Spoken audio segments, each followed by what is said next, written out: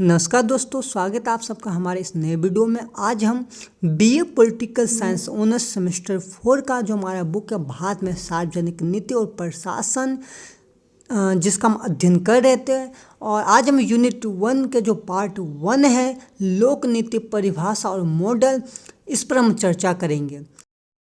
इससे पहले हमने अपने चैनल पर इसी चैप्टर का एक भाग और अपलोड कर दिया है, जिसमें हमने पर्सन 4 तक चर्चा किया था। और आज हम पर्सन 5 से चर्चा करेंगे, जहां पर हम लोक नीति के मॉडल पर आज हम चर्चा करने वाले हैं। तो अगर आपने पार्ट 1 नहीं देखा है इसी चैप्टर का, तो पहले आप उसे देखिए, हमारे आपको प्लेलिस्ट में मिल जाएगा, फिर इसे देखिए।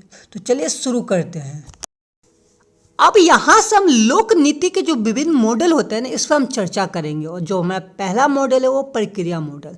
प्रक्रिया नाम से ही पता चला कि जब हम किसी मॉडल को शुरू करने से पहले जो हम प्लानिंग करते हैं उसको प्रक्रिया मॉडल कहते हैं। तो दो लोक नीति किस प्रकार बनाया जाएगा उसके लिए एक मॉडल तैयार किया जाता है, जो कि प्रक्रिया मॉडल का ही पार्ट है। अब प्रक्रिया मॉडल हम क्या करते हैं, सबसे पहले हम उन समस्याओं की पहचान करते हैं जिस पर हमें लोक नीति बनाना है। उसके बाद हम वो कार्य सूची बनाते हैं कि जो पहले हमने समस्या की पहचान कर लिया कि हमें इस पर लोक नीति बनाना है। अब लोक नीति बनाने के बाद हमें क्या क्या कार्य करना पड़ेगा, उसके हम कार्य सूची भी इसी प्रक्रिया मॉडल में बनाते हैं। इसके बाद हम नीति निर्माण की प्रक्रिया के लिए प्लानिंग करते हैं। उसके बाद नीति वेदीकरण है, उसका नीति क्रियान्वयन है। क्रियान्वयन मतलब जो हमने बनाया उसको आखिरी प्रोसेस तक ले जाना। एंड में नीति मूल्यांकन। तो बहुत ही आसान है प्रक्रिया मॉडल, इससे आप खुद भी पढ़ के समझ सकते हो। तो चलिए आगे बढ़ते हैं। सेकंड पॉइंट आता है हमारा संस्थागत मॉडल। जैसा कि हमने पहले पढ़ा था कि लोक नीति निर्माण की प्रक्रिया में बहुत सारी संस्थाओं की भूमिका होती है। अब इन संस्थाओं में राष्ट्रपति भी आता, कार्यपालिका भी आता, विधायिका भी आता, न्यायपालिका भी आता, नौकरशाही भी आता, और शहरी एवं ग्रामीण सरकारी जो संस्था उनकी भी इस लोक नीति के निर्माण में भूमिका होता है। अब इस लोक नीति के निर्माण जब हम करते हैं ना, तो जब तक ये सभी संस्थाएं आपस में साथ मिलकर कार्य नहीं करेगी तब तक लोक नीति सफल नहीं हो पाएगा। तो लोक नीति में जो संस्थागत मॉडल है वो इन्हीं चीज़ों के बारे में हमें बताता है। अब इस नीति में क्या है कि वैधता, ये सरकारी जो संस्थाएं होती है ना, वो नीतियों को वैधता प्रदान करते हैं। वैधता मतलब कानूनी रूप से वैधता प्रदान करते हैं। अब दो कोई भी विधेयक कानून तभी बनता है जब उस पर राष्ट्रपति का साइन हो, कार्यपालिका उसे पास करे, न्यायपालिका उसकी रक्षा करे। तो ये सब क्या हो गया, वैधता हो गया। वैधता मतलब ये सब अपनी सहमति दे रहे हैं लोक नीति को समाज में लागू करने के लिए। इसके बाद आता है सार्वभौमिकता। सार्वभौमिकता मतलब होता है सरकारी संस्थान एकमात्र कानूनी संस्थान है जिसके माध्यम से सरकारी नीतियां समाज तक सभी लोगों तक पहुंचती है। तो ये भी संस्थागत मॉडल में हम पढ़ते हैं। इसके बाद आता है बल प्रयोग। सरकार उन लोगों के विरुद्ध इसमें कानून बनाता है या बल प्रयोग करता है जो इन लोक नीति का पालन नहीं करता है। तो ये सारे संस्थागत मॉडल के ही अंतर्गत आते हैं। आगे है मॉडल नंबर 3, जिसका नाम है लोक नीति निर्माण में तर्कसंगत मॉडल। अब इसमें क्या होता है कि इसमें हम प्लानिंग करते समय अधिकतम लाभ प्राप्त करने का प्रयास करते हैं। यानी यहाँ पर हम ये देखते हैं कि जो हम लोक नीति बना रहे हैं ना, उस पर जो हमारा खर्च आ रहा है ना, उससे हमें अधिकतम लाभ कैसे मिले। यानी जो सरकार इस पर खर्च करती है ना, अगर खर्च लाभ से अधिक हो तो सरकार मॉडल नहीं बनाएगी। अगर सरकार उस पर संसाधन का प्रयोग कर रहा है तो सरकार ये ध्यान में रखते हैं कि हमें इस मॉडल के माध्यम से अधिकतम लाभ की प्राप्ति हो। यानी हमने जितना संसाधन लगाए हैं, जितना हमने खर्च किया है, वो कम और लाभ अधिक हो।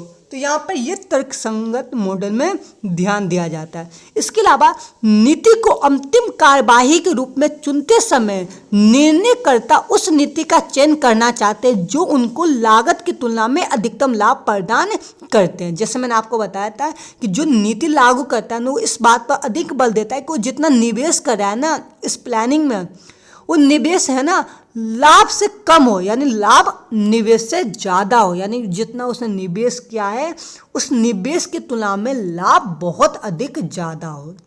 आगे, नीति निर्माताओं को सामाजिक मूल्य प्राथमिकताओं का उचित ज्ञान होना आवश्यक है। अब दो ये उनको लाभ तभी मिल सकता है इस मॉडल में जब उनको उस सोसाइटी, उस समाज के जो भी मूल्य या जो प्राथमिकता मतलब जो जरूरत है ना उसका पूरा ज्ञान हो। यानी देखो, हमें किसी भी चीज़ का लाभ तभी मिलता है जब हमें उस चीज़ के बारे में पूरा नॉलेज हो। तो इस तर्क संगत मॉडल के अंदर यही देखा जाता है कि जो सरकारी अफसर जब इस मॉडल के हिसाब से लोक नीति बनाते तो उससे उस जगह की प्राथमिकताओं का पूरा ज्ञान होना चाहिए कि वहाँ के लिए क्या जरूरी है और क्या नहीं। आगे है, इसके अलावा ये तर्क संगत मॉडल में इस बात पर भी ध्यान दिया जाता है कि जब वो नीति निर्माण करके समस्या को हल करें ना तो उस समस्या को हल करने के लिए इनके पास कितने विकल्प मौजूद हैं। इसके अलावा नीति निर्माताओं को विशिष्ट समस्या को हल करने के लिए सभी विकल्पों को जानना जरूरी होता है। वो इस मतलब मॉडल में पाया जाता है ना। इस मॉडल के माध्यम से ये संभव होता है। नीति निर्माताओं को पहले ही प्रत्येक कार्रवाई के संभावित परिणामों की कल्पना करनी चाहिए। इसमें मतलब इसमें यह कहना चाह रहा है कि जो लोग नीति निर्माण, जब हम तर्क संगत मॉडल पर चर्चा करते हैं तो जो नीति निर्माण करता होता है ना उसे हमेशा ये बात पहले ही पता होना चाहिए कि वो जो कार्रवाई करें उसका भविष्य में क्या परिणाम होगा। इसके अलावा यहाँ पे कि नीति निर्माता तर्क संगत सोच रखते हो और जो मूल्य वरीयता एवं समाज की मांगों को जानते हो उसे तर्क संगत मॉडल में नीति बनाने का जो कुशलता है प्राप्त होता है। यानी इसमें वही आदमी नीति बना सकता है जो वहाँ की सभी परिस्थितियों को जानता हो। चलो आगे देखते हैं। इसके बाद आता हमारा अभिजात मॉडल। अभिजात मॉडल के बारे में मैं आपको समझा देता हूँ कि ये बहुत ही आसान मॉडल है और इसको आप इस प्रकार से समझ सकते हो कि समाज हमेशा दो वर्गों में बंटा होता है। एक होता है अभिजात वर्ग और एक होता है निम्न वर्ग। अभिजात वर्ग मतलब कुलीन वर्ग। अब कुलीन वर्ग किसे कहते हैं मैं आपको समझा देता हूँ कि कुलीन वर्ग मतलब होता है कि जो पैसों से संपन्न हो, यानी जिनके पास बहुत सारे पैसे हो, जमीन हो, यानी संपत्ति हो, उन्हें अभिजात वर्ग कहा जाता है। ये आपने पहले भी पढ़ा होगा। अब देखो, अभिजात वर्ग का जो मॉडल है ना, यानी अभिजात मॉडल, इसमें सरकार जो लोक नीति बनाती है ना तो इस लोक नीति बनाते समय जो संस्था ये नीति बनाती है उन नीतियों में इन अभिजात वर्ग के लोगों को भी शामिल किया जाता है। क्योंकि देखो, हर क्षेत्र में क्या कमी है और किस क्षेत्र के लिए, किस प्रांत के लिए, किस गांव के लिए क्या कानून बनना चाहिए, कैसा नीति निर्माण की प्रक्रिया वहाँ पे चलानी चाहिए, सरकार को ज्ञान नहीं होता। तो उन चीज़ों का उस क्षेत्र की जो विशेष मांग होती है ना वो उस क्षेत्र में रहने वाले बड़े लोग और समझदार लोग होते हैं, उन्हीं को ये ज्ञान होता है। इसके लिए सरकार क्या करती है कि उस गांव या उस क्षेत्र या उस शहर या उस प्रांत से संबंधित जो अभिजात वर्ग होता है ना उससे वो उस लोक नीति बनाने वाली संस्था में शामिल करके नीति बनाती है। तो यहाँ पे बेसिक तौर पर यह है कि नीति निर्माण की प्रक्रिया में यहाँ पे अभिजात वर्ग सरकार के संस्थाओं में शामिल होकर सरकार की मदद करते हैं कि उनके क्षेत्र के लिए किस प्रकार की नीति बनानी चाहिए। चलो आगे देखते हैं। अब दो मॉडल नंबर 5 जो है ना वो अभिवृद्धिशील मॉडल। इसमें क्या होता है कि अभिवृद्धिशील मॉडल एक सही तर्क संगत निर्णय लेने की प्रक्रिया की सीमाओं और यथावादी बाधाओं की पहचान करता है। यानी इसमें इन चीज़ों की पहचान होती है कि जो नीति बना रहे हैं उनमें उनको किस प्रकार की बाधाओं का सामना करना पड़ता है उसकी ये पहले पहचान करते हैं और पहचान करने के बाद एक व्यवहारिक और व्यापक निर्णय और डिसीजन लेते हैं। यानी इसमें एक ऐसा डिसीजन लिया जाता है जिससे समस्याओं को तुरंत सॉल्व किया जा सके, तुरंत हल किया जा सके। और इसमें क्या होता है कि इस मॉडल में लघु अभिवृद्धिशील परिवर्तन पर ध्यान दिया जाता है। लघु मतलब होता है इस मॉडल में हम छोटे छोटे परिवर्तनों पर ध्यान देते हैं। क्योंकि क्या होता है कई बार हम नीति निर्माण जब करते हैं तो हम बड़े बड़े प्लानिंग करते हैं, लेकिन इस मॉडल में क्या होता है कि हम छोटी छोटी प्लानिंग करके नीति निर्माण की प्रक्रिया को संभव बनाते हैं। अब हम पढ़ेंगे मॉडल नंबर ये छठा है हमारा समूह मॉडल। अब देखो इस मॉडल में एक समूह की बात करते हैं। अब दो एक हमारे राजनीति के चिंतककार थे एंडरसन, उन्होंने कहा था कि समूह मॉडल में उन्होंने ये कहा था कि जो लोक नीति है ना वो संघर्ष का परिणाम है। संघर्ष का परिणाम मतलब होता है कि उन्होंने कहा था कि सरकार नीति तभी बनाती है जब जनता संघर्ष करती है। अब इसी को उन्होंने आगे डिफाइन किया है कि इस मॉडल के अंतर्गत एक समूह, और वो समूह दबाव समूह भी हो सकते हैं, विपक्षी दल भी हो सकते हैं, राजनीति में जो विपक्षी दल होते हैं वो भी हो सकते हैं, लोगों का एक समूह भी हो सकता है। तो इसमें क्या होता है कि एक समूह सरकार पर इतना अधिक दबाव डालते हैं कि सरकार को मजबूर कर देते हैं कि वो उनके हित के लिए नीति निर्माण करे। तो इसमें हम यही पढ़ेंगे, आप थोड़ा इसको सही से पढ़ के समझ लेना। आगे इसमें है समूह के सिद्धांतकारों के अनुसार किसी भी समय लोक नीति समूह संघर्ष से प्राप्त संतुलन होता है और ये संतुलन विभिन्न हितों के समूह के सापेक्षित प्रभाव से निर्धारित होता है।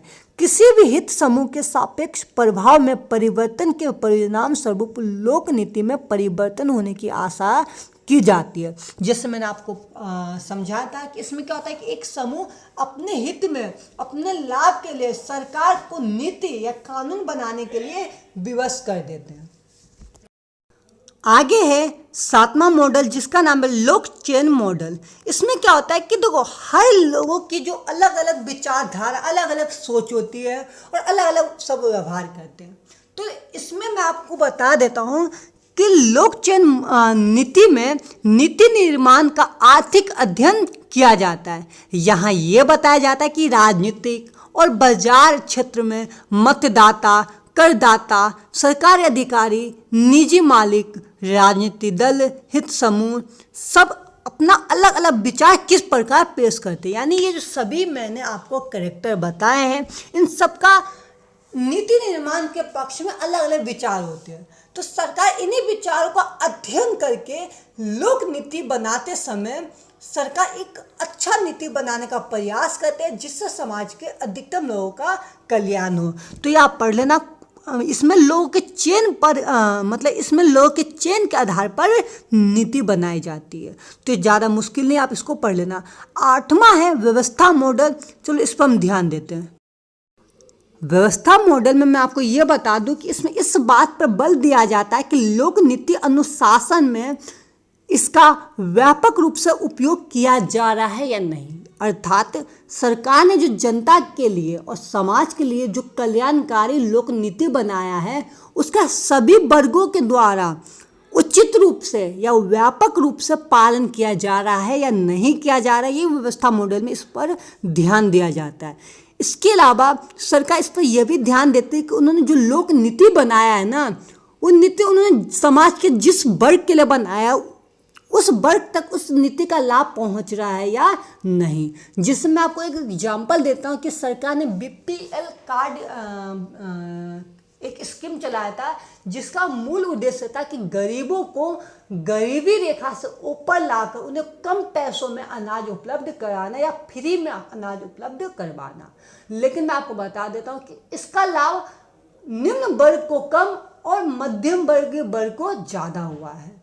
तो व्यवस्था मॉडल में इसी बात पर बल दिया जाता है कि सरकार ने जो लोक नीति बनाया है उसका लाभ उस वर्ग को ही हो जिसके लिए ये नीति बनाया गया है। तो व्यवस्था मॉडल इसी को डिफाइंड करता है। तो चलो आगे देखते हैं। हमारा आखिरी मॉडल है खेल सिद्धांत मॉडल।